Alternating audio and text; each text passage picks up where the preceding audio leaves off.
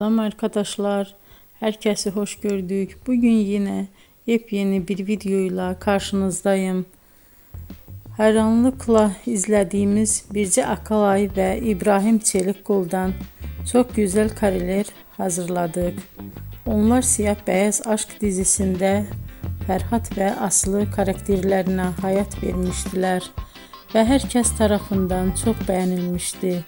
Biz de onların en özel ve en güzel fotolarını sizler için hazırladık. Bu muhteşem videoların devam etmesini istiyorsanız bol bol yorum yazıp ve bildirimi her zaman açık bırakın ki videoların ilk önce siz görün. Herkese teşekkür ederim. Bizden bu kadar.